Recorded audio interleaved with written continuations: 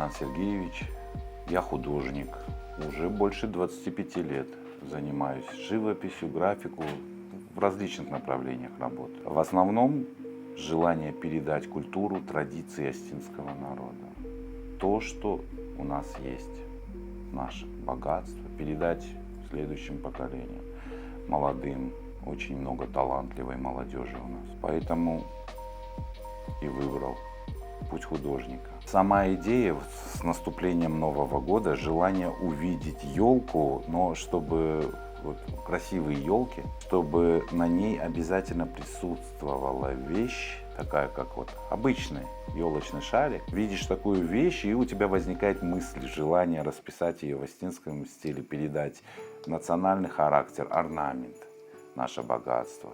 После этого, после орнамента, обязательно донести остинскую речь.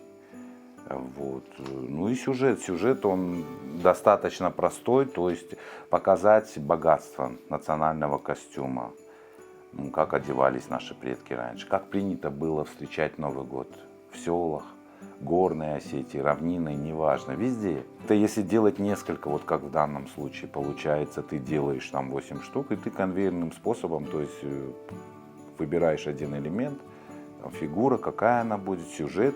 В среднем 2 дня уходит на роспись такого количества. Сейчас все, что касается ручной работы, это востребовано. Не важна сама техника, она не столь важна. Здесь закладывается как посыл, энергия, мысли художника. А то, что касается моих игрушек, да, мест не так много. Единственное место в городе – это город мастеров. Только там все.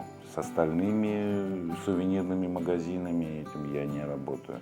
Начиная от сюжета, кончая оформлением, то есть как оно возникает мысленно, потом идет. Ты делаешь эту вещь, потом показываешь. Если есть возможность реализовать эту вещь, ее реализовывают. Но я чаще дарю, я меньше имею отношение к коммерции. Мне не столь важны деньги. Родился я не в Осетии, родился я в Средней Азии, в городе небольшом Гисар, достаточно древний город, там, по-моему, 3000 лет истории. Они недавно праздновали. Связи я не теряю со своей родиной. В принципе, я не делаю разницу между Осетией и Таджикистаном. Не делю людей. Местные, те. Я человек, который живет между двумя республиками. Живопись это с детства. Скорее всего, это передалось от дедушки.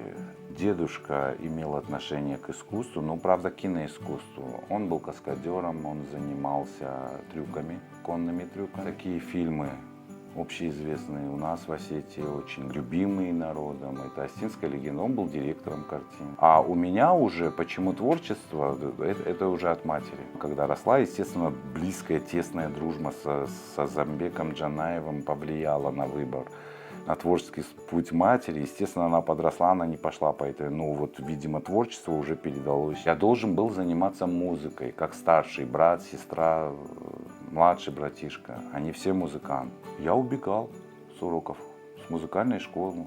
Этот возраст, помню, 7-8 лет. Я убегал, выходил в парк, и сидели художники. Меня тянуло к художникам. Заметив это, старшие сказали: хорошо, не будешь музыкантом, не будешь играть на аккордеоне, на фортепиано, пойдешь рисовать. Я и пошел. Я закончил художественную школу. После того, как приехали сюда, я поступил на факультет ИЗО, изобразительных искусств. Закончил мастерскую Шалвы Бедоева. После того, как я закончил СОГУ, я не трудоустраивался, я целенаправленно поступил в Академию художеств. Но это уже третье высшее образование. Приехав сюда, я устроился на работу. Работал официально в школе, обычная средняя образовательная школа. Сначала на Южном, потом 43-я наша. Я являюсь независимым художником, то есть у меня нет привязанности к месту работы, как у других, для стажа. Не влияет это все. Мне все интересно. Интересно в искусстве все, что связано с прекрасным. Прекрасная природа. Выйдешь, посмотришь на наши горы, да просто подышишь воздухом. Реки, горы, вот все, что нас окружает. Многие люди не способны это увидеть в силу того, что загружены, думают. Я этого всего лишен. Я не думаю.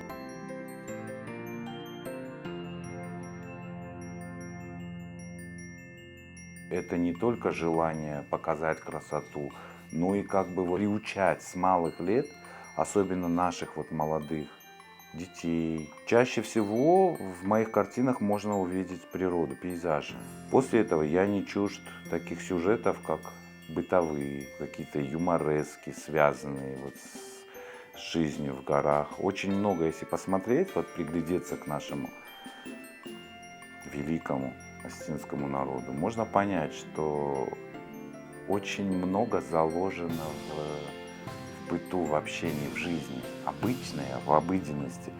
Многие также не замечают, не обращают внимания, но художник – это тот человек, который способен это все увидеть, понять.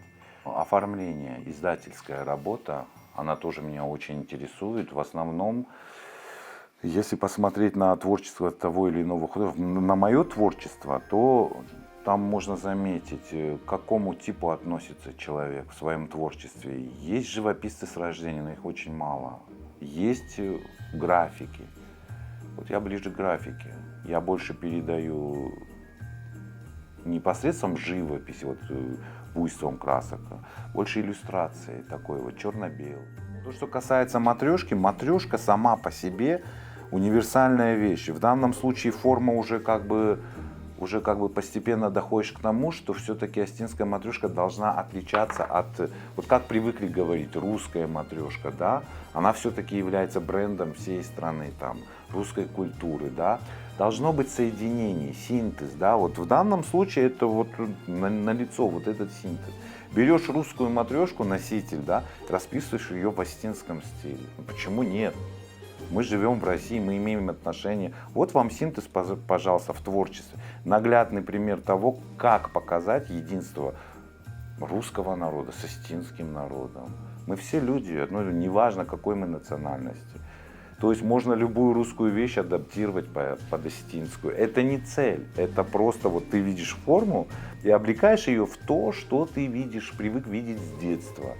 То есть если я вижу выступление ансамбля «Алан», почему-то только на сцене, ну, праздники бывают, День города, ты можешь увидеть, да, и вот оно вот с детства восхищает образ остинки, женщины, да, ты смотришь на русскую красавицу, естественно, ты то, что ближе тебе, выбираешь и адаптируешь. Есть тонкая грань, если взять национальную вещь, да, можно легко скатиться к национализму.